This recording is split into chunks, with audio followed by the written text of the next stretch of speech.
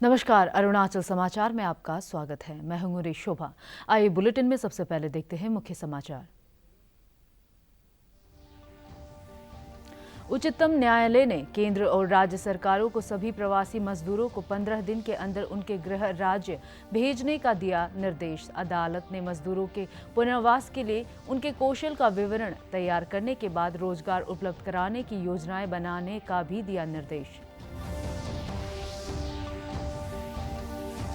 महात्मा गांधी राष्ट्रीय ग्रामीण रोजगार गारंटी योजना के तहत वित्त वर्ष 2020-21 के लिए अब तक का सर्वाधिक 1 लाख करोड़ रुपए से अधिक का किया गया प्रावधान।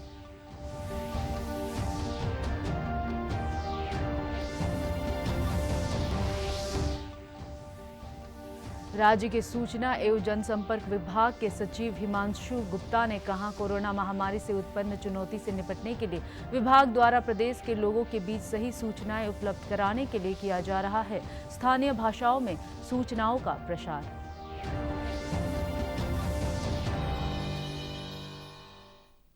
उच्चतम न्यायालय ने केंद्र और राज्य सरकारों को 15 दिन के अंदर सभी प्रवासी मजदूरों को उनके गृह राज्य भेजने का निर्देश दिया है। अदालत ने मजदूरों के पुनर्वास के लिए उनके कौशल का विवरण तैयार करने के बाद रोजगार उपलब्ध कराने की योजनाएं बनाने का भी निर्देश दिया है। न्यायमूर्ति अशोक भूषण, संजय किशन कोल और M.R. शाह की पीठ ने केंद्र को यह निर्देश भी दिया कि मजदूरों को उनके गृह राज्य भेजने के लिए राज्य की मांग के अनुरूप 24 घंटे के अंदर अतिरिक्त रेलगाड़ियां उपलब्ध कराई जाए। अदालत ने आपदा प्रबंधन अधिनियम के तहत लॉकडाउन नियमों के उल्लंघन के मामले में मजदूरों पर दर्ज सभी मुकदमे वापस लेने पर विचार करने का भी निर्देश दिया। पीठ ने अधिकारियों को निर्देश दिया कि ऐसे मजदूरों की पहचान और पंजीकरण किया जाए जो अपने गृह राज्य जाना चाहते हैं। परिवहन की व्यवस्था सहित यह प्रक्रिया पूरी करने के लिए अधिकारियों को मंगलवार से 15 दिन का समय दिया गया।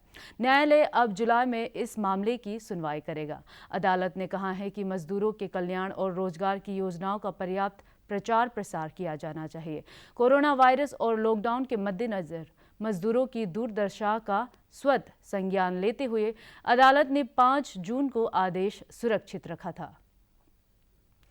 केंद्र सरकार ने आज कहा है कि देश में कोविड-19 महामारी से स्वस्थ होने की दर 48.46% है और अब तक ठीक हुए लोगों की कुल संख्या 1,29,215 हो गई है। पिछले 24 घंटों के दौरान 4,785 रोगी उपचार से स्वस्थ हुए हैं।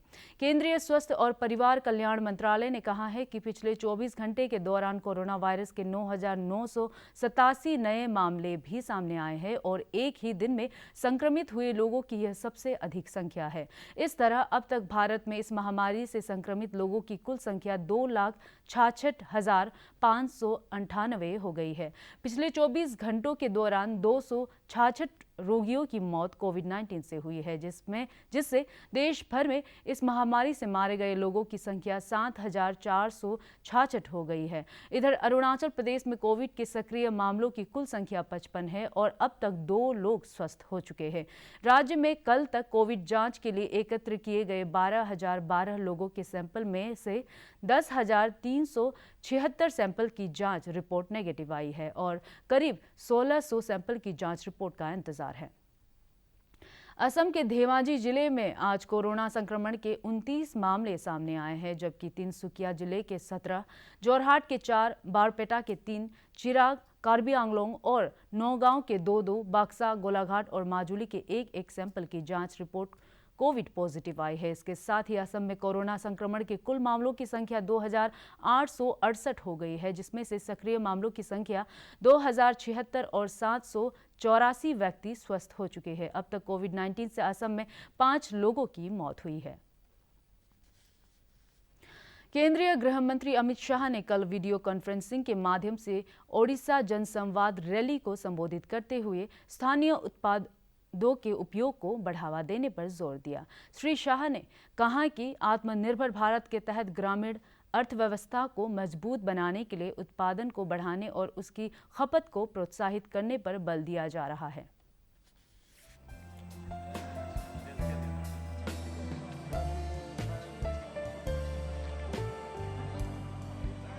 नरेंद्र मोदी जी ने आत्मनिर्भर भारत का एक आह्वान किया है। ऐसा भारत कि जिसके 130 करोड़ लोग भारतीय चीजों का ही उपयोग करें। मैं भारतीय जनता पार्टी के करोड़ों कार्यकर्ता और देश की जनता को, ओडिशा की जनता को अपील करने आया हूं कि आज हम संकल्प कर जाए, जहां तक हो हम भारत में बनी हुई चीजों का ही उपयोग करेंगे, विदेशी चीजों का हम बहिष्कार कर भारत के अर्थतंत्र को आत्मनिर्भर बनाएंगे। मोदी जी की कल्पना है आत्मविश्वास से जगमगता आत्मनिर्भर भारत बनाने की, और वो कल्पना को हम सब साकार करने के लिए अपना पूरा समय लगा दे। स्वदेशी उत्पादों का ही उपयोग करने का हम सब ने आग्रह करना चाहिए। मित्रों, अभी कोरोना का संकट काल है, सब जगह देश में महामारी का प्रकोप है। मैं देश भर के कार्यकर्ताओं को कहना चाहता हूं, संगठन भारतीय जनता पार्टी का प्राण है। संगठन के बगैर भारतीय जनता पार्टी की कल्पना ही नहीं हो सकती, मगर आज भाजपा के हर कार्यकर्ता के लिए सेवा ही संगठन होना चाहिए। देश भर के सभी कोरोना से ग्रसित लोगों को बचाने के लिए भारतीय जनता पार्टी के हर कार्यकर्ता ने सेवा करने के लिए आगे आना चाहिए। कोरोना संक्रमण की वजह से गांव लौट रहे मजदूरों को मनरेगा से रोजगार मुहैया कराया जा रहा है। केंद्रीय कृषि, पंचायत एवं ग्रामीण विकास मंत्री नरेंद्र सिंह तोमर ने बताया कि मजदूरों के अपने गांव लौटने के बाद ग्रामीण अर्थव्यवस्था और सरकार के समक्ष चुनौतियों को देखते हुए इसके लिए केंद्र सरकार ने मनरेगा बजट में 40,000 करोड़ रुपए की और राशि दी है। महात्मा गांधी राष्ट्रीय ग्रामीण रोजगार गारंटी योजना मनरेगा के तहत वर्तमान वित्त वर्ष के लिए 1,01,500 करोड़ रुपए का प्रावधान किया गया है। इस कार्यक्रम के तहत पहली बार इतनी बड़ी राशि का प्रावधान किया गया है। इसमें से 31,493 करोड़ रुपए की राशि पहले ही जारी की जा चुकी है, जो कि वर्तमान वित्त वर्ष के बजट में इस मद के लिए अनुमान के 50% से अधिक है। अब तक कुल 60,080 लाख दिवस का रोजगार सृजित किया गया है और 6,69,00,000 कामगारों को काम दिया गया है। जल संरक्षण तथा सिंचाई, वृक्षारोपण, बागवानी और आजीविका संवर्धन के लिए व्यक्तिगत लाभकारी कार्यों में से संबंधित कार्यों को पूरा करने पर विशेष ध्यान दिया जा रहा है। 61,000 करोड़ रुपया था, लेकिन कोविड के संकट को देखते हुए माननीय नरेंद्र मोदी जी ने 40,000 करोड़ रुपए का एक मुश्त आवंटन बढ़ाया। अब मनरेगा का जो कुल बजट है 1,01,500 करोड़ रुपया है। मनरेगा के अंतर्गत हमारी सरकार ने राज्यों के साथ मिलकर जो मजदूर लौटे हैं उनके जॉब कार्ड बनाए जाएं, इसका निर्देश दिया है, जो काम प्रारंभ हो गया है। अभी तक 33,000 करोड़ रुपए की स्वीकृतियां प्रदान कर दी गई हैं। 31,500 करोड़ रुपए की राशि अभी तक जारी कर दी गई है। 61,000 करोड़ मानव दिवस सृजित हुए, 61 करोड़ मानव दिवस सृजित हुए और कुल मिला के अभी 6 करोड़ 70 लाख मजदूरों को जॉब ऑफर दिए गए और 3 करोड़ से ज्यादा मजदूर अभी मनरेगा के अंतर्गत काम कर रहे हैं। मनरेगा के माध्यम से लगातार सरकार की ये कोशिश है कि हर व्यक्ति जो मनरेगा के अंतर्गत काम करने के लिए आना चाहता है उसको मांगने पर काम उपलब्ध कराया जाए, और इस दिशा में भारत सरकार पूरी तरह सजग है और राज्यों के साथ मिलकर काम कर रही है। राज्य के सूचना एवं जनसंपर्क विभाग के सचिव हिमांशु गुप्ता ने कहा है कि कोरोना महामारी से उत्पन्न चुनौती से निपटने के लिए विभाग द्वारा प्रदेश के लोगों के बीच सही सूचनाएं उपलब्ध कराने के लिए स्थानीय भाषाओं में सूचनाओं का प्रसार किया जा रहा है। उन्होंने कहा कि राज्य के कई गांवों में ग्राम प्रेरक नियुक्त किए गए हैं, जो लोकल डायलेक्ट्स में ग्रामीणों को कोविड के बारे में जागरूक कर रहे हैं। आईपीआर सचिव ने कहा कि दूर दराज के गांवों में कोरोना के दिशा निर्देशों, मास्क लगाने और सैनिटाइजर के उपयोग के लिए प्रोत्साहित करने हेतु आकाशवाणी और अन्य प्लेटफॉर्म का उपयोग किया जा रहा है।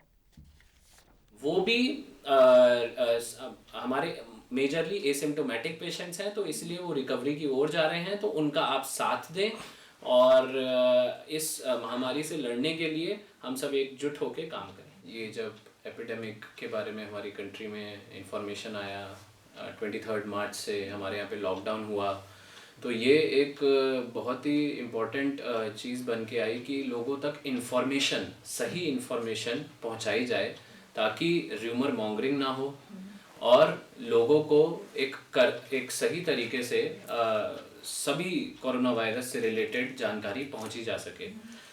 इसके लिए आईपीआर डिपार्टमेंट ने बहुत अलग अलग तरीके से, इनोवेटिव तरीके से जानकारी पहुंचाने का कार्यक्रम स्टार्ट किया। जैसे रेडियो के ज़रिए जिंगल्स बनाई गई, जगह जगह डिस्ट्रिक्ट्स के अंदर, टाउनशिप्स के अंदर होर्डिंग्स लगाए गए। उसके बाद इनोवेटिव वीडियोस बनाई गई। हर डिप्रोज को हमने एक अरुणाचल राइजिंग कैंपेन के तहत एक हेल्थ एंड हाइजीन इस बार की थीम ली और उसके अंदर एंटी स्पिटिंग के अराउंड एक कार्यक्रम बनाया गया और हर डिस्ट्रिक्ट के अंदर लोकल लैंग्वेज के अंदर वीडियोस बनाई गई और उनको सर्कुलेट कराया गया। श्रोताओं हैं उनको यही बोलना चाहूँगा, अगर आपको कोई भी इंफॉर्मेशन ऐसा लगता है कि वो गलत है तो उसको इमीडिएटली हमारा फैक्ट चेक कमेटी को रिपोर्ट करें और उसको सर्कुलेट भी ना करें। और स्टिग्मेटाइजेशन ऑफ कोरोना वॉरियर्स और कोविड पेशेंट्स, इससे दूर रहें। और कोविड पेशेंट्स भी जो हैं वो भी हमारे मेजरली एसिम्प्टोमेटिक पेशेंट्स हैं, तो इसलिए वो रिकवरी की ओर जा रहे हैं, तो उनका आप साथ दें और इस महामारी से लड़ने के लिए हम सब एकजुट होकर काम करें। कोविड संक्रमण से ग्रस्त लोगों के साथ हमें अच्छा व्यवहार करना चाहिए और उन्हें सामान्य स्थिति में लाने के लिए प्रोत्साहित करना चाहिए। हमें उनके साथ भेदभाव न करते हुए दिशा निर्देशों का पालन करने में सहयोग करना चाहिए। प्रस्तुत है एक संदेश।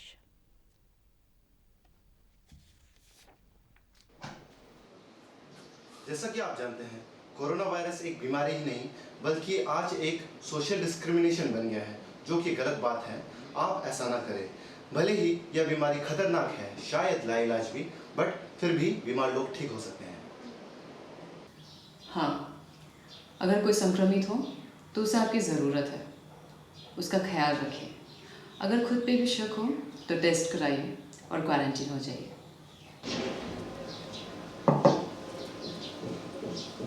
इस बीमारी को फैलने से रोकें। मास्क के साथ साथ ये याद रखें कि पब्लिक जगहों पे थूकने से भी ये बीमारी फैलती है और साथ ही साथ ये एक पनिशेबल ऑफेंस भी है। जिम्मेदार बनिए, कोरोना को फैलने से रोकिए। ईस्ट सियांग जिले के रुक्सिन अंचल के नोरलुंग गांव के एक शिक्षक जॉन पानियांग ने कोविड महामारी के दौरान आसपास के गांव में प्रवेश करने वाले ग्रामीणों की थर्मल स्क्रीनिंग के लिए स्वेच्छा से एक सेंटर स्थापित किया है। श्री पानियांग नोरलुंग और रालुंग गांव के लोगों की न केवल थर्मल स्क्रीनिंग कर रहे हैं बल्कि उन्हें कोरोना से बचाव के लिए जागरूक भी कर रहे हैं। उन्होंने बताया कि जिले के विभिन्न चेक गेट पर एक स्वयं सेवक के रूप में थर्मल स्क्रीनिंग करने के बाद मिले अनुभव का लाभ उठाते हुए अपने आसपास के गांव के लोगों की सहायता के लिए प्रयास कर रहे हैं।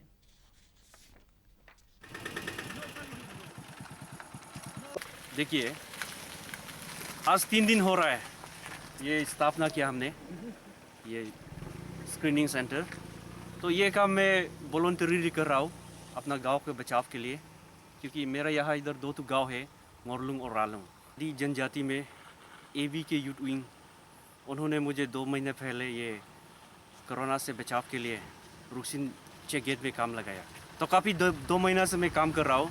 तो वहाँ का डॉक्टर, वहाँ का फिजिशियन, ये 2 महीने के अंदर में ये जैसे ये थर्मोमीटर गन है, इसको कैसे चलाना है, नॉर्मल ह्यूमन टेम्परेचर कितना है और जिसको थोड़ा डाउट पाया जाता है उसका टेम्परेचर कितना निकलता है, मैंने उन्हों से सीखा है। कम से कम 300 से ज़्यादा हम लोग, मेरा टीम, हम लोग मिलके स्कैन कर चुका है, स्क्रीनिंग किया है।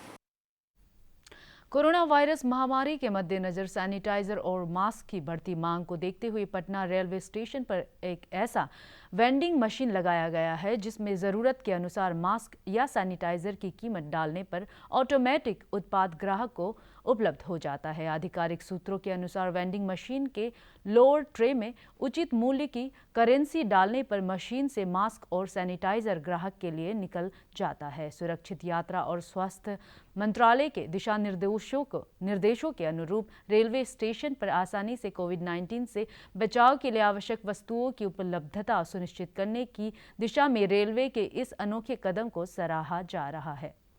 के लिए जो छोटी सीसी और बड़ी सीसी है 50 रुपीज़ और 100 रुपीज़ करके हैं, ये अवेलेबल है। पैसेंजर्स को करना सिर्फ इतना ही है, कोई बॉदरसम प्रॉब्लम नहीं है। वेरी सिंपल कि जो आप कोड देखते हैं, जो आइटम आपने पसंद किया, बड़ी सीसी, छोटी सी या मास्क, उसके नीचे कोड लगे हुए, उस कोड को दबा देना है, मॉनिटर पर ऑटोमेटिक आ जाएगा। अरुणाचल समाचार के आज के अंक में इतना ही। हम कल फिर हाजिर होंगे अरुणाचल और देश दुनिया की खबरों के साथ। आप देखते रहिए अरुण प्रभा। नमस्कार।